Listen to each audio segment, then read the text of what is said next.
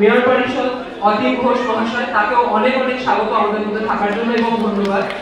এবং আমাদের মধ্যে রয়েছেন একজন বিশেষ মানুষ, ভারতীদি, যার সঙ্গে আমাদের পরিচয় একটি মিডিয়া ইন্টারঅ্যাকশনে এবং সেখান থেকে জানা তার যে অদম্য জীবন, তার কাহিনী আজকে ভারতীদির উদ্যোগেই আপনারা সবাই এখানে রয়েছেন আমাদের মধ্যে। আমি আর বেশি সময় ব্যয় না করে প্রথমেই এবং বিনোদিনী দেবী যারা পরিবারের মানুষজন, তারাও আমাদের মধ্যে রয়েছে। আমি কলকাতা পুরসভার পক্ষ থেকে কলকাতা পুরসভার ডেপুটি মেয়র হিসেবে আমি বিনোদিনীকে আমি রুক্মিণী মৈত্রকে এই দুটো বই আমরা উপহার হিসেবে তুলে দিচ্ছি।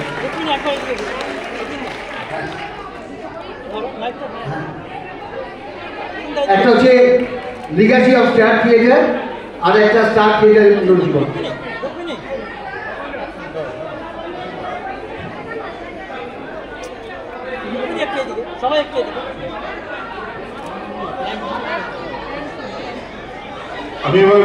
সেই সময় লন্ডন থেকে শুরু করে প্যারিস থেকে শুরু করে নাট্য জগতের বিশিষ্ট ব্যক্তিত্বরা, অভিনেত্রীরা বিনোদিনীর অভিনয় দেখতে আসতেন। এবং সব থেকে বড় কথা, এই যে বাংলার নাটকে ঊনবিংশ শতাব্দীতে নারী চরিত্রে অভিনয় করত পুরুষরা, বিনোদিনীরা যখন নারী চরিত্রে অভিনয় করতে এলেন তখন তৎকালীন সমাজের বিশিষ্ট ব্যক্তিত্বরা, সেই স্বয়ং ঈশ্বরচন্দ্র বিদ্যাসাগর যিনি বিদেহ প্রবর্তন করেছিলেন, তারাও সেদিনকে ভালোভাবে মেনে নেননি পুরা যে নাটকের চরিত্রে নারী অভিনয় করবেন। Grateful about the invitation because I know how you are dedicated in so many projects, and it's always a pleasure to be on stage in such an iconic cinema hall. There is so many in Kolkata, and in particular I'm touched by the topic of your movie because it talks about the women empowerment also, so I would like to pay tribute of your very committed choice in terms of character role. And yes, because you know that we have so many connections with France, cultural connection in literature, but also in cinema, because there was this cultural dialogue between the father of Indian New Wave and Jean-Luc Godard and Truffaut, also the father of the French New Wave. So we have so many in common, so many similarities, and we really wanted to thank you and encourage you for all your projects. Thank you so much. আমার ওইটা বইটা দেখার অনেক ইচ্ছে ছিল, আজকে দেখবো। এবং এখানে বিনোদিনীর পরিবার, যেটা আমি যে অঞ্চলে গত 40 বছর ধরে কাউন্সিলর, সেই 11 নম্বর ওয়ার্ডে রাজারবাগ স্ট্রিট, যেটা 2004 সালে আমরা নটি বিনোদিনী সরণী নামে উৎসর্গিত করেছি। আজকে তার পরিবারের সদস্যরা আছেন, যারা উত্তরসূরিরা আছেন, এবং সব থেকে আমাদের ভারতীদি, ইনি সামাজিক, বিশেষ করে নারী স্বাধীনতার ক্ষেত্রে, নারী স্বাবলম্বিতার ক্ষেত্রে এবং সমাজের অন্ধকার স্তরে যে সমস্ত নারীরা আছেন তাদেরকে সামনে নিয়ে আসার ক্ষেত্রে একটা সমাজের উল্লেখযোগ্য ভূমিকা পালন করছেন। আজকের এই শো বিনোদিনী একটি নদীর উপখ্যান শোকে আরও উজ্জ্বলতর করে তুলবেন তাদের উপস্থিতি।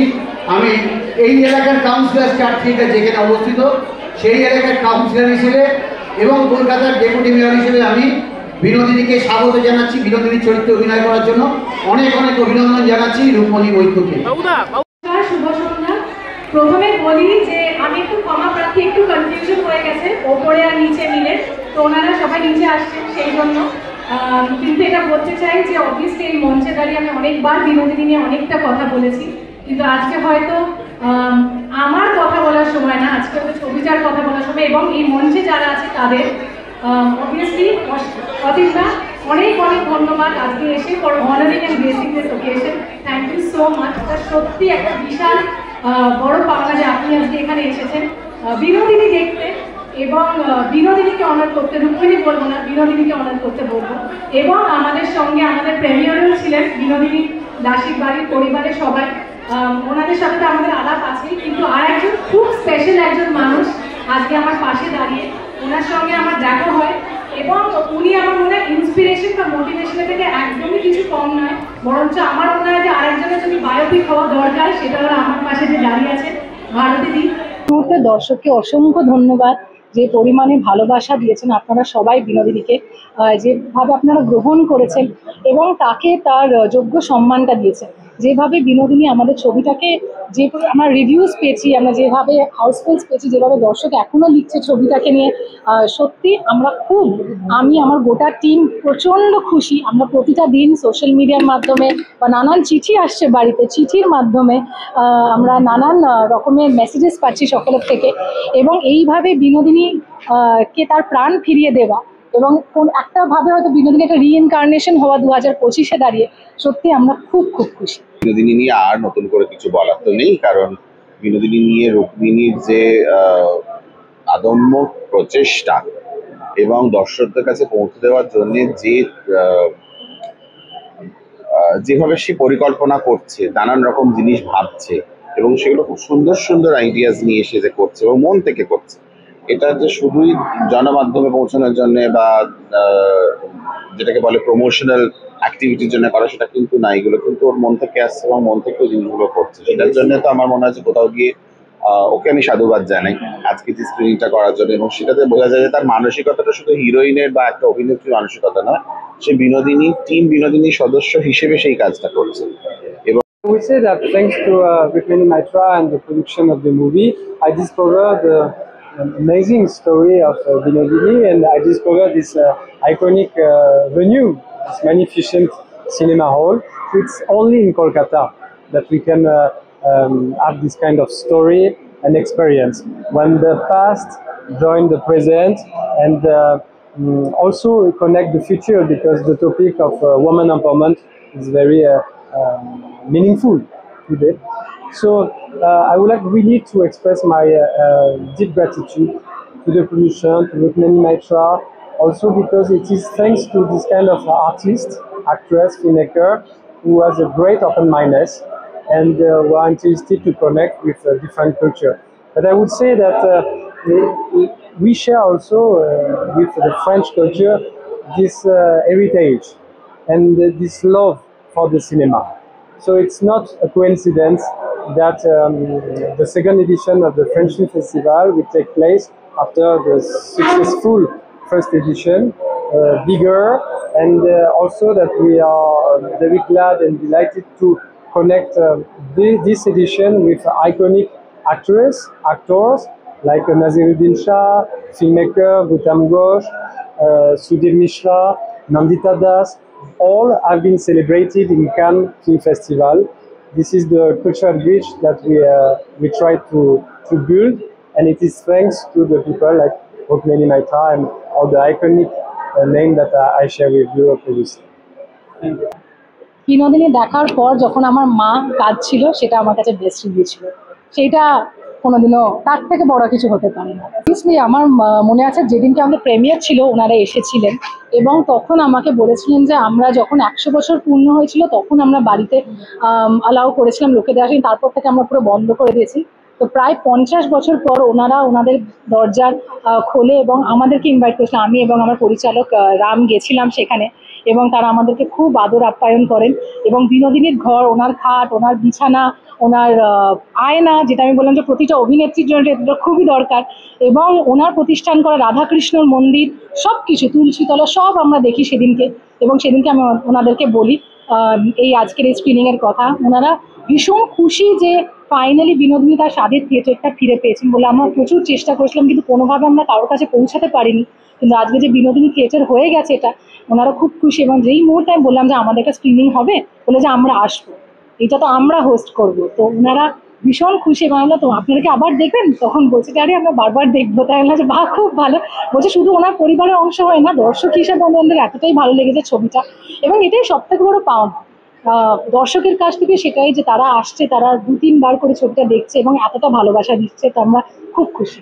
মানে আমরা বিগত 40 দিন ধরে আমরা যেমন আছি সেরকম ভাবে মিডিয়ার বন্ধুরাও তোমরাও আমাদের পাশে দাঁড়িয়েছো, তার জন্য অনেক অনেক ধন্যবাদ।